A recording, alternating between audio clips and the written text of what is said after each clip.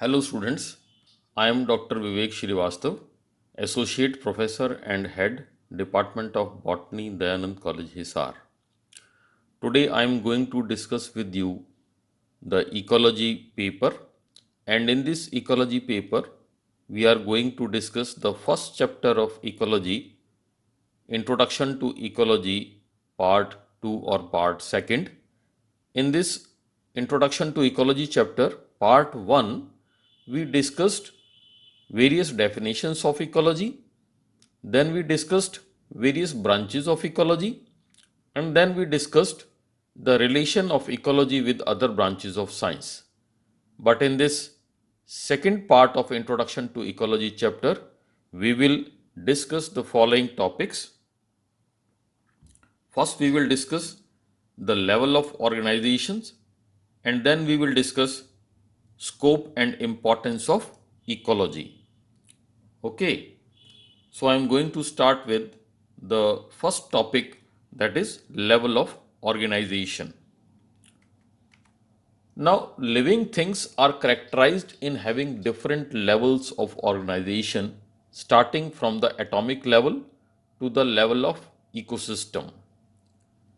An organization is a kind of structure, system, or situation in which the smaller components are arranged into the larger ones, and the larger components are arranged into smaller ones in a hierarchical manner to coordinate with one another towards a common goal. Living organisms जो है वो एक level of organisation से बने होते हैं और हिरार्कियल manner के अंदर बने होते हैं। जैसे स्मॉलेस्ट जो यूनिट है किसी भी लिविंग ऑर्गेनिज्म में वो एटम है, और एटम्स भी इलेक्ट्रॉन प्रोटॉन न्यूट्रॉन के बने होते हैं। इलेक्ट्रॉन प्रोटॉन न्यूट्रॉन से एटम बनता है, एटम से मॉलिक्यूल बनता है ना। मॉलिक्यूल से फिर आगे और हायर मॉलिक्यूल्स बनते हैं, माइक्रो मॉलिक्यूल, मैक्रो मॉलिक्यूल्स बनते हैं। मैक्रो मॉलिक्यूल से मिलके सेल ऑर्गेनेलीज बन जाते हैं, ऑर्गेनेलीज से मिलके एक सेल बन जाता है, सेल से मिलके जो है वो टिश्यू बन जाता है, टिश्यू से आगे ऑर्गन बनते हैं, फिर ऑर्गन सिस्टम बन जाते हैं, ऑर्गेनिज्म बन जाता है। तो एक इस तरह का एक लेवल ऑफ ऑर्गेनाइजेशन जो है वो बनता हुआ चला जाता है और एक हिरार्कियल मैनर के अंदर बनता है, जिसमें जो सबसे छोटा कंपोनेंट है वो छोटे छोटे कंपोनेंट्स मिलके लार्जर कंपोनेंट्स बनाते हैं, लार्ज कंपोनेंट्स मिलके और स्टिल लार्जर कंपोनेंट बनाते हैं, और एक हाईएस्ट कंपोनेंट जो है वो इस तरह से लास्ट में बन जाता है। ओके, हिरार्कियल मैनर के अंदर ये सारा प्रोसेस चलता है। तो ये लेवल ऑफ ऑर्गेनाइजेशन हम यहाँ पे डिस्कस करेंगे। Basically there are 3 level of organisation which are arranged in a hierarchical manner in nature, that is physical level of organization, biological level of organization, and ecological level of organization. I am starting with the physical hierarchy or physical level of organization. Physical level of organization includes all those organizations which are common in both living and non-living organizations, and it can be divided into 2 further levels, that is atomic level and the molecular level. मैंने अभी आपको बताया है कोई भी जो structure है वो एटम से मिलकर बना हुआ है, चाहे वो लिविंग स्ट्रक्चर हो चाहे वो नॉन लिविंग स्ट्रक्चर्स हो। और एटम किससे बने होते हैं? इलेक्ट्रॉन, प्रोटॉन और न्यूट्रॉन से बने होते हैं। सो इलेक्ट्रॉन, प्रोटॉन, न्यूट्रॉन मिलके वो एटम बनाते हैं, एटम जो है मिलके वो आगे मॉलिक्यूल बनाते हैं। ठीक है, सो हम इसको यहाँ डिस्कस करेंगे। First is the atomic level, the lowest level of organisation in both living and the non living is the atom. Atom consists of protons, neutrons, and electrons. All living organisms are basically made up of 4 chemical substances, that is carbon है, oxygen, nitrogen and hydrogen. ये 4 element तो सभी living organism के अंदर पाए ही जाते हैं, with only about 1% of the other substances. इसके अलावा और भी दूसरे एटम्स पाए जाते हैं। The non living matter may possess various other elements like silica, alumina, calcium, iron, zinc, cobalt, chromium, etc. In variable compositions के अंदर ये पाए जाते हैं। सो इलेक्ट्रॉन, प्रोटॉन मिलके और न्यूट्रॉन मिलके ये बना रहे हैं atoms, carbon atom, oxygen atom, nitrogen atom, hydrogen atom, इस तरह से। Then we come to the molecular level of organisation. Now various atoms they join together again in a hierarchical manner to form a molecule, like hydrogen के दो atom मिलके और एक atom oxygen का मिलके क्या बना रहे हैं, वाटर मॉलिक्यूल बना रहे हैं, या दो हाइड्रोजन और दो ऑक्सीजन एटम मिलके हाइड्रोजन पर बना रहे हैं। देन इसी तरह से कार्बन डाइऑक्साइड CO2 बन जाता है। सी कार्बन एटम और ऑक्सीजन एटम मिलके, एक सिंगल कार्बन दो ऑक्सीजन एटम मिलके कार्बन डाइऑक्साइड बनाते हैं। देन मीथेन CH4, अमोनिया इसी तरह से बन जाता है। Okay, and some of the atoms they pair with their own type of structures and they form gases like oxygen, nitrogen, hydrogen etcetera. So ये जो हमने पढ़ा, this is the physical hierarchy. Now molecules, they are again divided into two various categories. One, the micromolecules, जैसे हम यहाँ पढ़ रहे हैं, मीथेन है, अमोनिया है, कार्बन डाइऑक्साइड है, शुगर है, ये मोनोसैकेराइड्स, ये माइक्रोमोलिक्यूल्स के अंदर आ जाते हैं। And second is the macromolecules, जो लार्ज साइज के मॉलिक्यूल्स हैं, जैसे छोटे छोटे कई ग्लूकोज मॉलिक्यूल मिलके वो पॉलीसैकेराइड्स या स्टार्च बना देते हैं। इसी तरह से छोटे छोटे अमाइनो एसिड्स के मॉलिक्यूल मिलके वो लार्ज जो है पॉलीपेप्टाइड्स और प्रोटीन्स जो है वो बना देते हैं। ओके, सो ये मॉलिक्यूलर लेवल ऑफ ऑर्गेनाइजेशन जो है वो फिर से दो तरह का हो जाता है, the micromolecules and the macromolecules. Then we come to the next level of organization or next level of hierarchy, that is biological hierarchy. Now it includes all those organizations which are found only in the living things. अभी तक जो हमने physical hierarchy पढ़ी थी वो living और non living दोनों का ही पार्ट थी, लेकिन अब हम बायोलॉजिकल हिरार्की पे, हम सेल से हम शुरू कर रहे हैं इसको, बायोलॉजिकल हिरार्की। तो ये केवल सेल कहाँ होता है, केवल लिविंग ऑर्गेनिज्म में पाया जाता है। ठीक है, so it can be divided into the following levels: cellular level, then tissue level, then tissue के बाद organ level, organ system level, organism level, इस तरह से ये बायोलॉजिकल हिरार्की चलेगी। So first we are coming to the cellular level. Now all multicellular organisms, they are made up of cells. सभी organism किसके बने होते हैं, सेल्स के बने होते हैं। They may be A unicellular organism और there can be a multicellular organism. The cell is considered as the basic unit of life and constitutes the smallest level of organization of the living organism. Cell के अंदर सबसे छोटा जो component है, सबसे smallest जो component है वो क्या है, सेल, लिविंग ऑर्गेनिज्म में वो सेल है। Okay, now some organisms they are unicellular, like amoeba है, क्लोरेला है, क्लेमाइडोमोनास है। ठीक है, दे possesses protoplasmic organization in which the molecules and the compounds coordinate with one another to form the subcellular components in order to perform the various functions. ठीक है, एक ही cell वो सारे के सारे फंक्शंस परफॉर्म करता है। मल्टी सेलुलर लेवल और ऑर्गेनिज्म के अंदर कई सारे सेल्स मिलके जो है वो अलग अलग फंक्शंस परफॉर्म करते हैं। Then we come to the tissue level of organisation.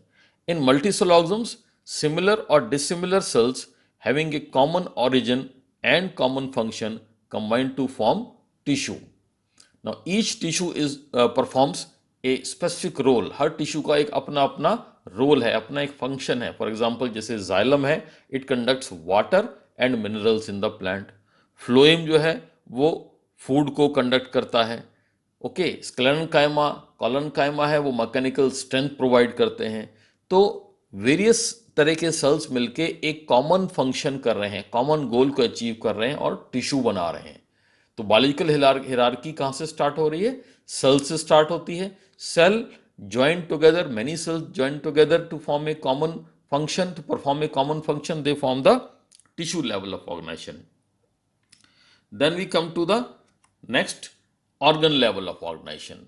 Now different kind के टिश्यूज मिलके वो एक ऑर्गन बना देते हैं, है ना। Different tissues they are organised to form a distinct organ. For example xylem, phloem, collenchyma, they organised to form a leaf.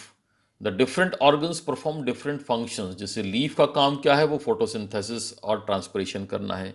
Root इसी तरह से एक ऑर्गन है, रूट का काम जो है वो प्लांट्स के लिए वाटर एब्जॉर्ब करना है और प्लांट को एनकोरेज प्रोवाइड करना है, सॉइल में उनको प्लांट्स को खड़े रहने में मदद करना है, ओके, एनकोरेज प्रोवाइड करना है। इसी तरह से ह्यूमन बॉडी में भी ऑर्गन्स हैं अलग अलग। सेल है हमारी बॉडी में स्मॉलेस्ट कंपोनेंट, सेल से मिलके अलग अलग हमारी बॉडी में क्या बने हैं, टिश्यू बने हैं, ठीक है। और टिश्यू से मिलके डिफरेंट ऑर्गन्स बन गए हैं हमारी बॉडी में, जैसे माउथ एक ऑर्गन है, टीथ एक ऑर्गन है, ओके। देन ओइसोफेगस है, स्मॉल इंटेस्टाइन है, लार्ज इंटेस्टाइन है, ये हमारे डिफरेंट ऑर्गन्स हैं ना, रेक्टम है, एनस है। ये इस तरह के ऑर्गन्स मिलके वो आगे बनाते हैं next level of organisation, that is the organ system level of organization. Now, what is organ system level of organization? A group of organ that coordinates to perform a major function and form the organ system level of organization. For example, the brain work with the spinal cord and a network of nerves to form a nervous system. अभी मैंने आपको example दिया था, mouth, oesophagus, stomach, small intestine, large intestine, rectum and anus, ये सारे के सारे different organs मिलके एक पूरा पूरा सिस्टम बना रहे हैं, जैसे कि डाइजेस्टिव सिस्टम बनता है जो पूरा डाइजेशन में का काम करता है, डाइजेशन में हेल्प करता है। तो this is the one organ system level, that is digestive system level of organisation. इसी तरह हमारी बॉडी में डिफरेंट ऑर्गन सिस्टम लेवल हैं, जैसे सर्कुलेटरी सिस्टम है, नर्वस सिस्टम है, digestive system, reproductive system, respiratory system है, ये different organ system level of organization है। Then we come to the individual or organismic level of organization. Now various systems, जैसे human body के ही ये अलग अलग system, digestive system, nervous system मिलके, वो रिप्रोडक्टिव सिस्टम मिलके, सर्कुलेटरी सिस्टम मिलके क्या बनाते हैं, पूरी ह्यूमन बॉडी बना देते हैं। इसी तरह से a multicellular individual having many organ systems form an organismic level of organization, like human being, अभी मैंने आपको एग्जांपल इसका बताया। Then sunflower plant, okay, neem tree, ये क्या है, एक हॉर्स और एक कैमल, ये पूरा पूरा एक इंडिविजुअल बन के तैयार हो गया। It is the organismic level और इंडिविजुअल लेवल ऑफ ऑर्गेनाइजेशन, इसको हम बोल देते हैं। Then we come to the next level of organisation, that is the ecological level of organization और ecological hierarchy. Now, what is ecological hierarchy? Ecological hierarchy begins at the level of organisms, क्योंकि एक organism अब environment का part भी बन जाता है। When it's interact with its surrounding physical और एबायोटिक कंपोनेंट्स, अपने आसपास के फिजिकल और एबायोटिक कंपोनेंट से जब वो इंटरेक्ट करता है तो वो अब एनवायरमेंट का पार्ट भी बन गया। Okay, so ecological hierarchy begins at the level of organisms and proceed to the level of greater complexity. It can be divided into various levels again: organism complete, then population level, then community level, then ecosystem level, and the largest level, that is the biosphere level. And we will discuss these levels one by one. First we come to the organismic level or organism level of hierarchy. Now an organism is a kind of organized structure in which the various organ systems coordinate with one another for the well-being of the entire life. It is called an organism. जब सारे के सारे system मिलके coordinate करते हैं और एक पूरा पूरा ऑर्गेनिज्म तैयार कर देते हैं, इसको हम बोल देते हैं एक कंप्लीट ऑर्गेनिज्म, एक कंप्लीट एंटिटी तैयार हो जाती है, तो वो एक ऑर्गेनिज्मिक लेवल ऑफ ऑर्गेनाइजेशन बन के तैयार हो जाता है। ठीक है, now an organism it is characterised by different characters. For example, an organism जो है it is the most distinct and observable unit है। डिस्टिंक्ट है, अलग है सबसे, उसकी एक अलग अपनी एंटिटी है, अलग पहचान है, और वो एक इंडिपेंडेंट यूनिट है। ओके, ऑब्जर्वेबल यूनिट है, ठीक है। And it is the smallest level of ecological hierarchy. अगर हम इकोलॉजिकल हिरार्की में देखें तो ऑर्गेनिज्म सबसे छोटा एक लेवल है, स्मॉलेस्ट लेवल हमें यहाँ पे नजर आ रहा है। Then organism perform all the life processes and independent manner में सारे के सारे लाइफ प्रोसेस को परफॉर्म करता है, ठीक है।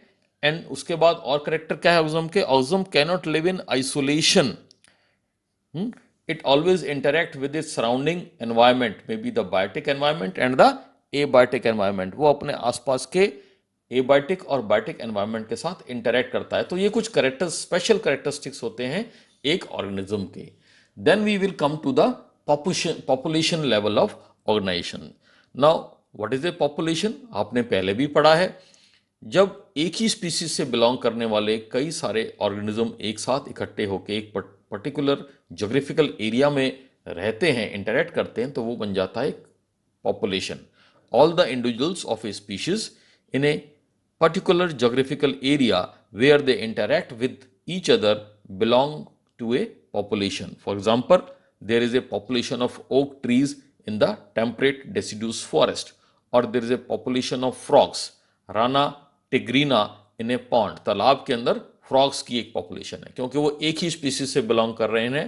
टिग्रीना स्पीशीज है, राना टिग्रीना, उनको हम बोल देते हैं फ्रॉग को। ओके, सो ये कहलाता है population level of organisation. Now जब कई सारी पॉपुलेशंस मींस अलग अलग स्पीशीज से बिलोंग करने वाले ऑर्गेनिज्म एक साथ एक कॉमन एरिया में, ज्योग्राफिकल एरिया में रहते हैं और इंटरैक्ट करते हैं, तो वो बनाते हैं उस एरिया की कम्युनिटी, या वो बन जाता है community level of organization. So next we are coming to the community level. The populations of different species of plants and animals present in a particular area make up a community or a biotic community. For example, अगर हम एक pond की ही बात करें तो pond में रहने वाली या पाए जाने वाले डिफरेंट प्लांट्स में बी यूनिसेलुलर प्लांट्स और मल्टीसेलुलर प्लांट्स, जैसे chlamydomonas, chlorella, oedogonium, diatoms, dinoflagellates, then aquatic weeds हैं, हाइड्रला है। ओके, देन इसी तरह से लार्ज साइज के वहाँ पे कोई पॉन्ड के आसपास ट्री भी कोई ग्रो कर सकते हैं। वो सारे के सारे मिलके वहाँ उस पॉन्ड के या उसकी पॉन्ड की आसपास की प्लांट कम्युनिटी बना रहे हैं। इसी तरह से पॉन्ड के अंदर पाए जाने वाले जितने एनिमल्स हैं अलग अलग स्पीसीज से बिलोंग करने वाले, may be unicellular animals and the multicellular animals, वो उस पॉन्ड की एनिमल कम्युनिटी बना रहे हैं। और इसी तरह से पॉन्ड के वाटर में, पॉन्ड की मड में पाए जाने वाले जितने माइक्रो ऑर्गेनिज्म्स हैं वो उस पॉन्ड की माइक्रोबियल कम्युनिटी बना रहे हैं। और ये तीनों के तीनों मिलके all the animal species of the pond, all the plant species of the pond and all the microorganism species of the pond, they form the biotic community of that pond. Okay, तो ये बन जाता है community level of organization. उसके बाद हम आते हैं next level, that is the ecosystem level of organisation. Now populations of different plants and animals interact among themselves and with the non living components of an area to form an ecosystem. अब उसी हम pond का example दोबारा ले लेते हैं। उस pond में पाए जाने वाले जितने प्लांट्स, एनिमल्स और माइक्रो ऑर्गेनिज्म्स हैं वो वहां के नॉन लिविंग कंपोनेंट से भी इंटरैक्ट कर रहे हैं। पॉन्ड वाटर है ना, पॉन्ड के अंदर जो सॉइल है, पॉन्ड टेम्परेचर है, ओके, मॉइस्चर है, एयर है, गैसेस है, ये आपस में, और जितने प्लांट्स, एनिमल्स और माइक्रोब्स में वो आपस में इंटरेक्शन शो करते हैं। Means biotic component of the pond and the abiotic component of the pond, they are interacting and they are making a pond ecosystem. Okay, so this is the ecosystem level of organization. So इसी तरह से different ecosystem level of organization बन जाते हैं, like a cropland ecosystem level of organization, like a tree ecosystem level of organization, like a river ecosystem level of organization, like a grassland level of ecosystem level of organization. तो ये सारा का सारा ecosystem level of organisation कहलाता है। Now उसके बाद हम आते हैं next level, that is the biosphere level. Now जब अलग अलग इकोसिस्टम एक ज्योग्राफिकल एरिया में डिफरेंट काइंड के इकोसिस्टम आपस में मिल जाते हैं तो एक लार्जेस्ट इकोसिस्टम बन जाता है, एक बहुत बड़ा इकोसिस्टम बन जाता है। सारे के सारे पॉन्ड, सारी रिवर, सारे ओशन, सारे क्रॉपलैंड, सारे ग्रासलैंड्स, ओके, जब वो सारे के सारे मिलके एक लार्जेस्ट इकोसिस्टम बना दें जिसको हम अपना बायोस्फीयर बोलते हैं, अर्थ बोलते हैं, तो ये कहलाता है biosphere level of organization. The different ecosystems may be small ecosystem or a big ecosystem of all the geographical regions of the world form the biosphere or the entire living part on the earth. Thus, the organizations become more and more complex beyond the individual level and reaches its highest at the level of the biosphere or the largest ecosystem, that is called as the अर्थ। तो ये एक तरह का largest ecosystem बन जाता है, ठीक है, जिसके अंदर बायोटिक कम्युनिटीज और एबायोटिक कम्युनिटीज एनवायरनमेंट में इंटरेक्ट करती हैं, ठीक है, और एक्सचेंज करती हैं मैटर का, एनर्जी का। Okay, the biotic components they interlink through the food chains, they interlink through the food webs. Okay, and there is a flow of energy also, energy का फ्लो होता है, न्यूट्रिएंट की cycling होती है, ये सब होता है बायोस्फीयर लेवल ऑफ ऑर्गेनाइजेशन के अंदर ना। बायोस्फीयर लेवल ऑफ ऑर्गेनाइजेशन को हम बेसिकली तीन पार्ट्स के अंदर हम डिवाइड भी कर सकते हैं। It is the hydrosphere level, then the atmosphere level and the lithosphere level. Okay, hydrosphere में सारे के सारे जो एक्वेटिक पार्ट हैं, लाइक रिवर, पॉन्ड्स है, ओशन है, स्ट्रीम्स हैं, झरने वगैरह हैं, वो सब इसके अंदर आ जाते हैं, that is the hydrosphere part. Then atmosphere part के अंदर एयर, एटमॉस्फेयर, गैसेस आ जाती हैं। और लिथोस्फीयर के अंदर जो रॉकी या सॉइल पार्ट है, जैसे लैंड है, क्रॉप लैंड है, ओके, माउंटेन्स हैं, वो सारा इसके अंदर आ जाता है, वो लिथोस्फीयर पार्ट बन जाता है। तो बायोस्फीयर जो है, it has basically three major components, the hydrosphere, atmosphere and the lithosphere. तो यहां पे हमने ये डिस्कस किया इकोलॉजिकल लेवल ऑफ ऑर्गेनाइजेशन या इकोलॉजिकल हियरार्की किस तरह से होती है। Then we are coming to the various factors responsible for regulating the different levels of organisation. Now किसी भी ऑर्गेनाइजेशन को रेगुलेट करने के लिए, उसको कंट्रोल करने के लिए, उसको चलाने के लिए, उसको एग्जिस्ट करने के लिए कुछ करेक्टरिस्टिक्स का, फीचर्स का होना बहुत ही जरूरी है। तो वो क्या क्या फीचर्स हैं, क्या क्या फैक्टर्स हैं जो किसी भी ऑर्गेनाइजेशन को चलाते हैं या उसको रन करते हैं। सबसे पहले फैक्टर है aggregation, then interaction, then equilibrium, then variation और चेंज भी इसको हम कह सकते हैं।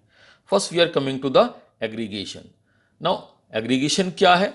अभी आपने पढ़ा, एग्रीगेशन माने इकट्ठा हो जाना, है ना, स्मॉलर कंपोनेंट्स का लार्जर कंपोनेंट्स में, लार्जर का स्टिल लार्जर कंपोनेंट्स में, तो ये कहलाता है एग्रीगेशन। यही तो हम पढ़ते चले आ रहे हैं, जैसे इलेक्ट्रॉन, प्रोटॉन्स, न्यूट्रॉन इकट्ठे हो गए तो क्या बन गया? एटम बन गया। एटम्स इकट्ठे हो गए, एक साथ आ गए तो वो मॉलिक्यूल बन गया। मॉलिक्यूल एक साथ आ गए तो वो क्या बन गया? आगे एक जो है वो ऑर्गन बन गया या सेल बन गया। सेल्स आ गए तो वो टिश्यू बन गया, टिश्यू से फिर आगे जो है वो ऑर्गन बन गया। तो इस तरह से जो है ये सब चलता, इसमें एग्रीगेशन हो रहा है, ज्वाइनिंग हो रही है, इकट्ठे हो रहे हैं और इंटरेक्ट कर रहे हैं आपस में। So it is the aggregation. So what is aggregation? It is the act of collection or grouping of smaller units to form the larger ones.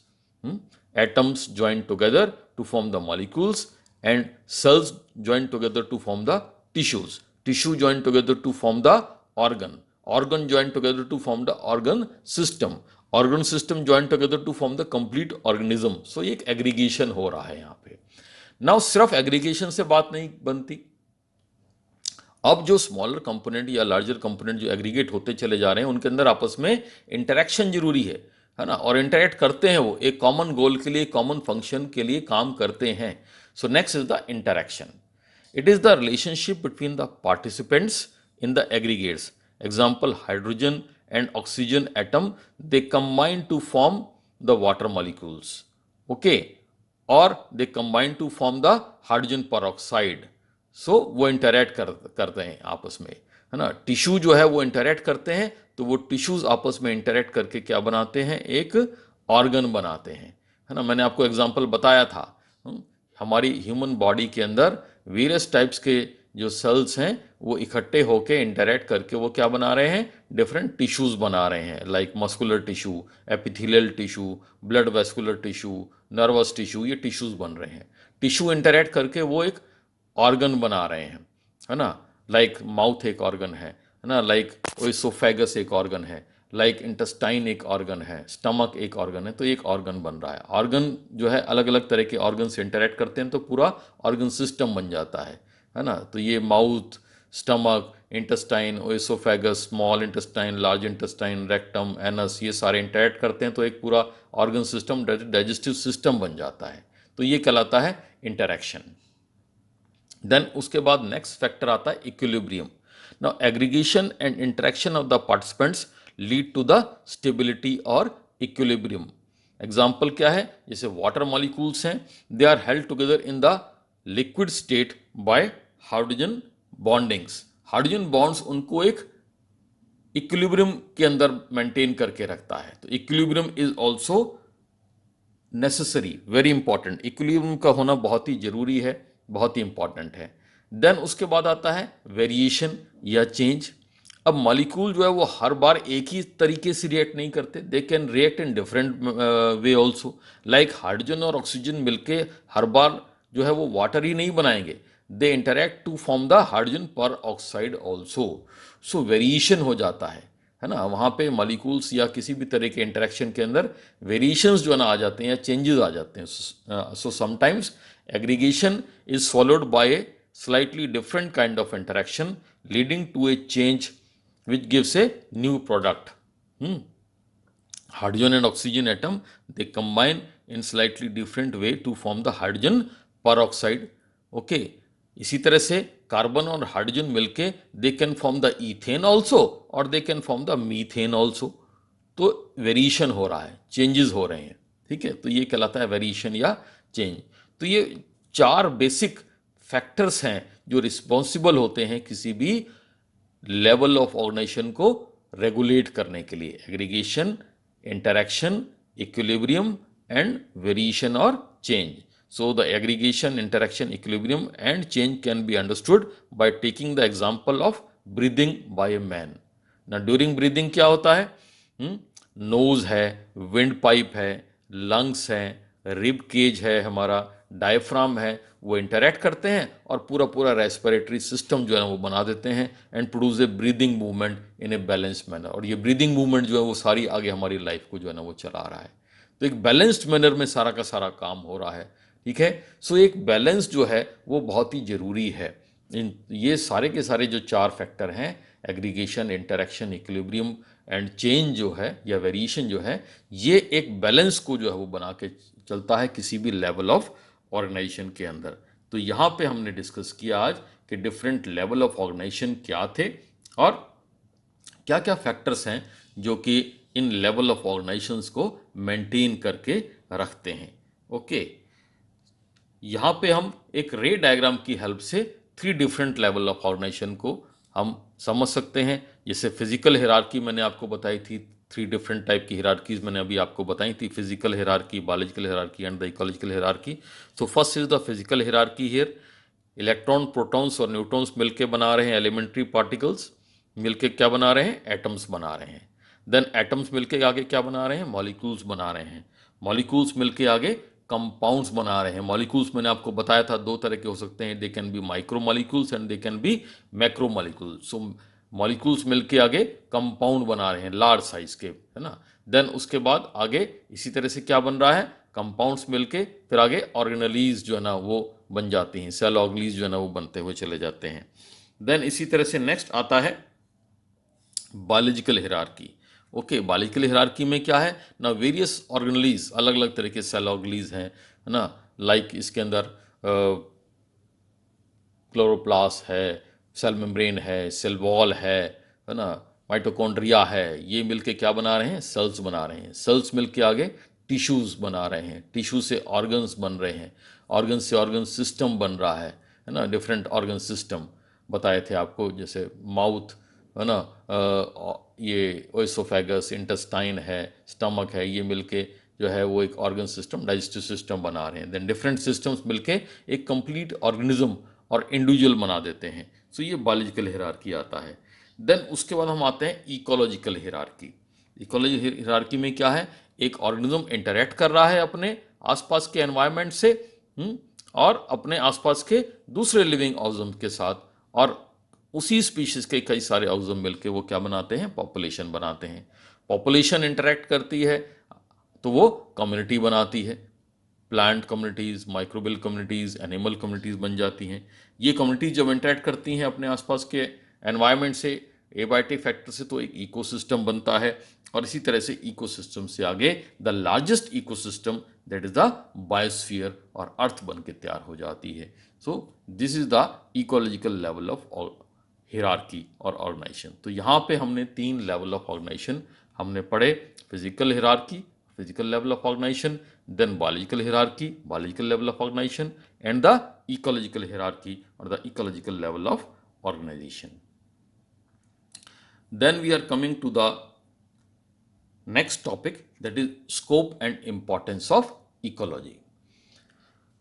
Now, ecology का बहुत ही इम्पोर्टेंस है और इसके स्कोप भी बहुत ज़्यादा है.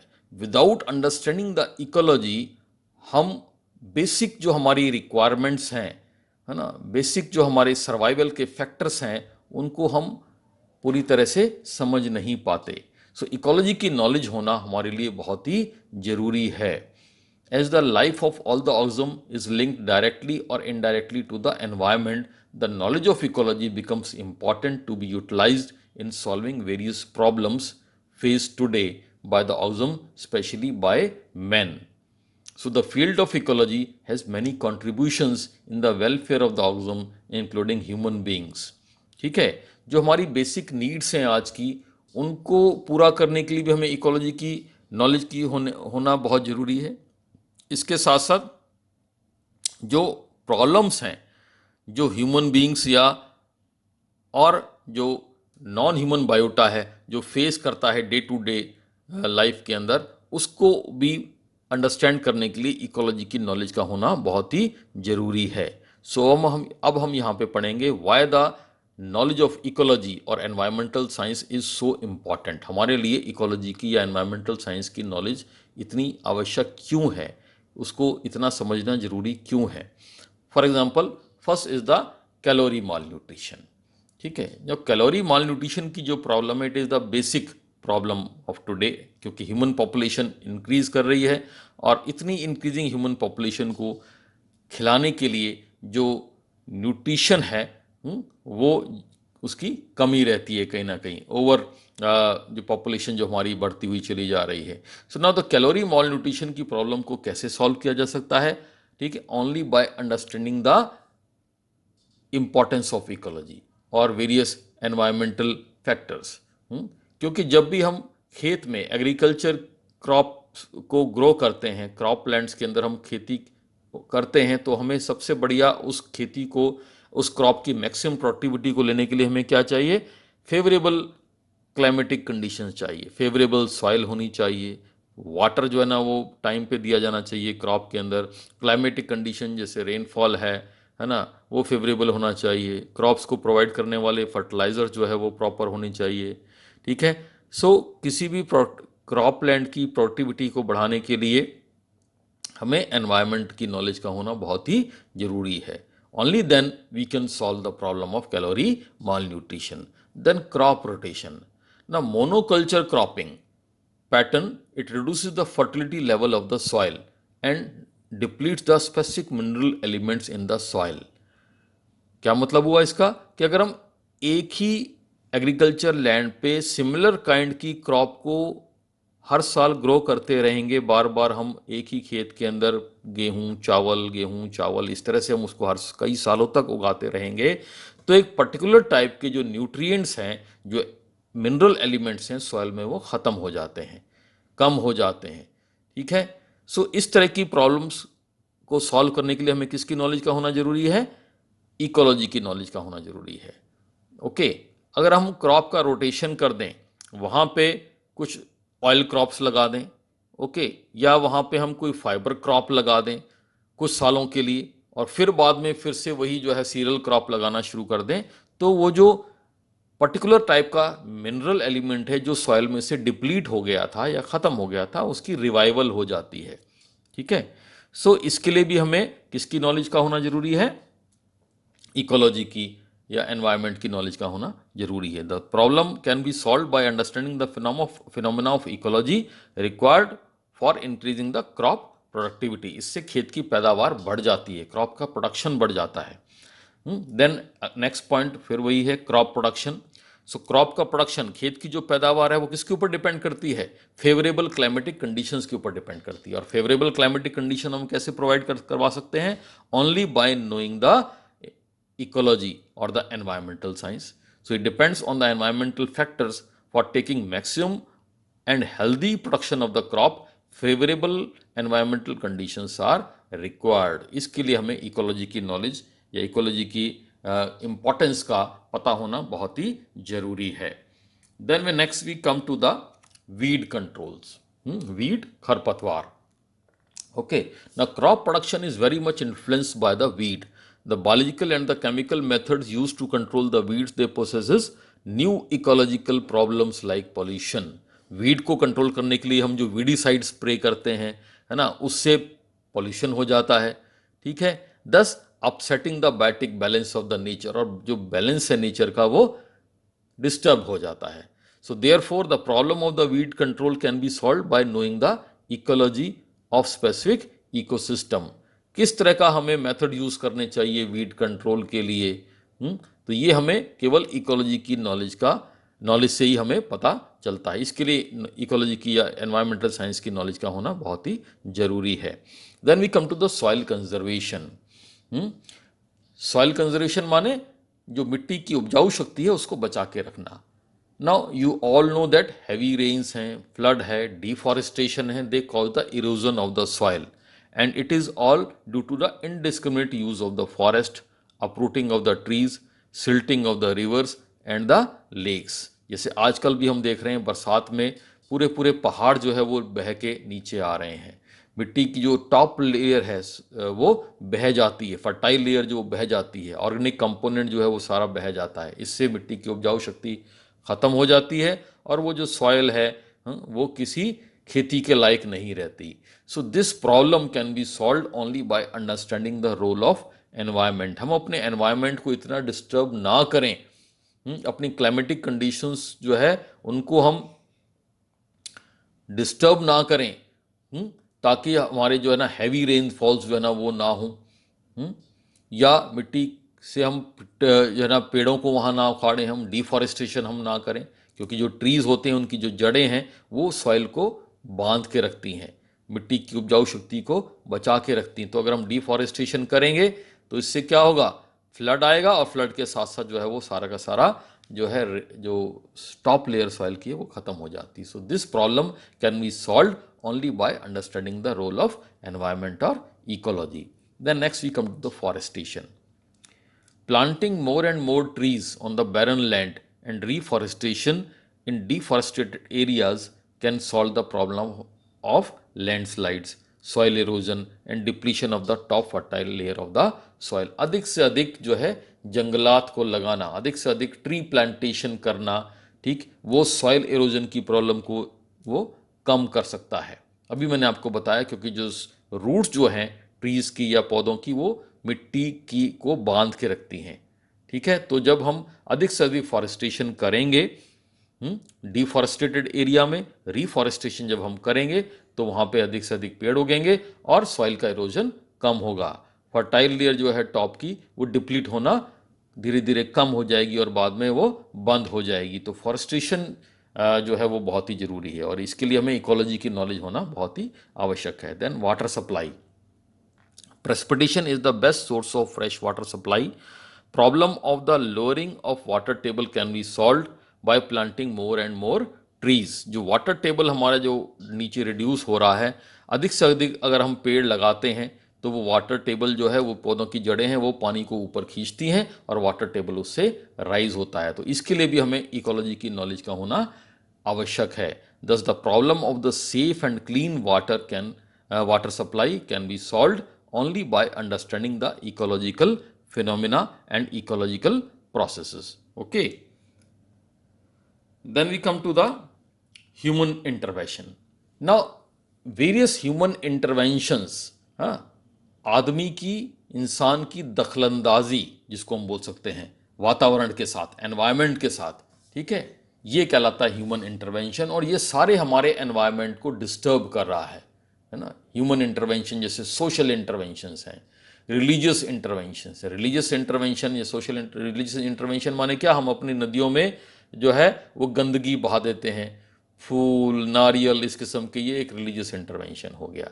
ठीक है, इकोनॉमिक इंटरवेंशंस हैं, डेवलपमेंटल एक्टिविटीज़ हैं, जैसे कि नदियों के ऊपर बांध बना देना, जंगलों को काट के सड़कें वहाँ से निकाल देना, है ना, wild life national park centuries को ख़त्म कर देना, ठीक है, रेलवे लाइंस वहाँ पे बिछा देना, तो ये ह्यूमन डेवलपमेंटल एक्टिविटीज़ हो जाती हैं। So they have a direct impact on our environment, हमारे एनवायरनमेंट के ऊपर ये बहुत ही बुरा प्रभाव डालते हैं और डायरेक्टली हमारे एनवायरनमेंट को प्रभावित करते हैं। So these problems, they have a threat on man's own existence. Knowledge of ecology and environmental science help in solving all such problems. जैसे जैसे ह्यूमन इंटरवेंशन बढ़ता चला जा रहा है, हमारा जो वातावरण है वो इसका गलत प्रभाव हमारे ऊपर ही डालता चला जा रहा है। ठीक है, हैवी रेनफॉल्स जो है ना वो होने लगे हैं, बहुत अधिक मात्रा में कुछ जगह पे जो है बरसात बहुत ज़्यादा मात्रा में होने लगी है। ओके, हिल्स के ऊपर बहुत ज़्यादा बारिश होती है जिससे लैंडस्लाइड्स होते हैं, है ना, ट्रीज़ की अपरूटिंग होती है, टॉप फर्टाइल लेयर जो है ना वो बह जाती है सॉइल की। ठीक है, सो ह्यूमन इंटरवेंशन से जो है ना पॉल्यूशन जो है ना वो बढ़ता चला जा रहा है, ऑटोमोबाइल्स का नंबर बढ़ रहा है, मोटर गाड़ियों का, पॉपुलेशन भी बढ़ रही है और पॉल्यूशन भी इससे बढ़ रहा है। तो ये सारे के सारे जो ह्यूमन इंटरवेंशन है ये इन प्रॉब्लम्स को बढ़ाते हैं, लेकिन इन प्रॉब्लम्स को सॉल्व करने के लिए हमें इकोलॉजी या एनवायरमेंटल साइंस की नॉलेज का होना बहुत ही आवश्यक है, बहुत ही जरूरी है। Then we come to the natural resources. Now natural communities with their environment are our natural resource, है ना, लाइक ऑयल रिसोर्सेज हैं, ऑयल फील्ड्स हैं हमारे, ऑयल वेल्स, तेल के कच्चे तेल के कुएं हैं, फॉसिल फ्यूल्स हैं हमारा, वो भी इसी में आ जाता है। ठीक है, मिनरल्स हमारे ओर्स हैं, ठीक है, खाने हैं, देन हमारी वाइल्ड लाइफ सेंचुरीज हैं, वाइल्ड एनिमल्स हैं, ये सारा का सारा एयर है, हमारी प्योर एयर है ना, सॉइल है। ओके, ये हमारे नेचुरल रिसोर्सेज हैं और मैन जो है वो इनको इनडिस्क्रिमिनेट यूज़ इनका कर रहा है, ह्यूमन बींग्स जो है हम। ठीक है, हम इन बायोटिक रिसोर्सेज का, एबायोटिक रिसोर्सेज का इनडिस्क्रिमिनेट यूज़ कर रहे हैं और इस तरह से कर रहे हैं कि हमारी जो फ्यूचर जनरेशन्स जो आगे आने वाली जो हमारी जनरेशन्स हैं उनको भी धीरे धीरे इसकी कमी हो जाएगी। जैसे फॉसिल फ्यूल जो है वो कम होता हुआ चला जा रहा है, इसीलिए ऑयल के प्राइसेस जो है ना वो बढ़ते हुए चले जा रहे हैं। So it will be very hazards for the very survival of the man. So it is necessary to regulate the utilization of these natural resources for their continuous availability in the future. किसी भी natural resources का जो use है वो इस तरह से होना चाहिए कि वो प्रेजेंट जनरेशन को भी मिले और आगे आने वाली जनरेशन जो फ्यूचर जनरेशन हैं उसको भी उसका यूज़ मिलता रहे। एवर लास्टिंग यूज़ होना चाहिए, जिसको हम बोल देते हैं sustainable use of any natural resource. So ecology enable us to make everlasting and sustainable use of the natural resource. इसके लिए हमें इकोलॉजी की नॉलेज का होना बहुत ही जरूरी है। Then atomic energy. Threats posed by atomic energy or the nuclear energy explosions, they have made it mandatory for everyone to acquaint himself with the effect of these explosions on the environment, including human race. Nuclear radiations का, atomic explosions का human beings के ऊपर क्या effect होता है और हमारे इसके अलावा जो नॉन ह्यूमन बायोटा है, human biota and the non human biota, इनके ऊपर क्या इफेक्ट हो रहा है, हमारे एनवायरनमेंट के ऊपर क्या इफेक्ट आ रहा है। ठीक है, किस तरह से वो हमारे जीन्स को, क्रोमोसोम्स को जो है वो चेंज कर रहा है, रेडिएशंस किस तरह से जेनेटिक म्यूटेशंस कर देती हैं। तो इस सब की नॉलेज के लिए हमें इकोलॉजी की नॉलेज होना बहुत ही ज़रूरी है। हमारे एनवायरनमेंट को वो किस तरह से एटॉमिक एनर्जी एक्सप्लोजन्स जो है वो न्यूक्लियर एक्सप्लोजन्स इफेक्ट करते हैं, इसके लिए हमें एनवायरनमेंट की नॉलेज का होना जरूरी है। Then we come to the human population explosion. जनसंख्या जो दिन पे दिन बढ़ती चली जा रही है, जैसे जैसे ह्यूमन पॉपुलेशन इंक्रीज हो रही है इन एन अनकंट्रोल्ड मैनर, इससे बहुत सी समस्याएं है ना वो बढ़ती चली जा रही हैं। पॉल्यूशन की प्रॉब्लम्स बढ़ रही है, अनएम्प्लॉयमेंट की प्रॉब्लम जो है ना वो बढ़ रही है, बेरोजगारी की समस्या, देन हाउसिंग प्रॉब्लम्स बढ़ रही है, सोशल क्राइम्स जो है ना वो बढ़ते हुए चले जा रहे हैं, नेचुरल रिसोर्सेज का डिप्लीशन जो है वो बढ़ रहा है, पॉल्यूशन की प्रॉब्लम जो है ना वो बढ़ रही है। सो हमें अपनी पॉपुलेशन को कंट्रोल करना है। ठीक है, और ये जो ह्यूमन पॉपुलेशन एक्सप्लोजन जो हो रहा है, जो जनसंख्या तेज़ी से बढ़ रही है वो किस तरह से हमारे एनवायरनमेंट को, हमारी इकोलॉजी को डिस्टर्ब कर रही है, इस सब को समझने के लिए और इस सब को रोकने के लिए, इन सब को दूर करने के लिए हमें इकोलॉजी की नॉलेज का होना बहुत ही ज़रूरी है। Ecology has great application in understanding the cause and the consequences of human population explosion. Then we come to the pollution. और हमें इकोलॉजी की नॉलेज क्यों जरूरी है? बहुत ही बड़ी समस्या है आज की पॉल्यूशन, प्रदूषण जिसको हम बोल देते हैं। पॉल्यूशन एयर पॉल्यूशन है, वाटर पॉल्यूशन है, सॉइल पॉल्यूशन है, नॉइज पॉल्यूशन है। ठीक है, it has become a problem of international concern and has affected each and every component of the ecosystem. और जब पॉल्यूशन बढ़ेगा, वाटर पॉल्यूशन बढ़ेगा तो ड्रिंकिंग वाटर सेफ नहीं रहेगा। सॉइल पॉल्यूशन बढ़ेगा तो सॉइल जो है वो सेफ नहीं रहेगी, फलों को, सब्जियों को, है ना, और दालों को और अनाज को उगाने के लिए। हम बहुत ज़्यादा मात्रा में हम पेस्टिसाइड स्प्रे कर देते हैं, केमिकल फर्टिलाइजर्स को स्प्रे कर देते हैं, वो हमारे फूड चेन के होते हुए वो हमारे भोजन में आ जाते हैं और भोजन से फिर वो हमारे शरीर के अंदर, हमारे टिश्यूज़ में चले जाते हैं। ठीक है, और वो अलग जो है डिफरेंट डिफरेंट टाइप की भयानक बीमारियां कॉज करते हैं, कैंसर कॉज करते हैं। तो इस तरह से हमारी सॉइल का पॉल्यूशन किस तरह से वो हमारी बॉडी में आके वो हमें डिफरेंट डिजीजेस कॉज कर रहा है, इसके लिए हमें इकोलॉजी की नॉलेज होना बड़ा ज़रूरी है, इसको रोकने के लिए, इसको समझने के लिए। वाटर का पॉल्यूशन होता है तो सेफ ड्रिंकिंग वाटर पीने के लिए नहीं रहता।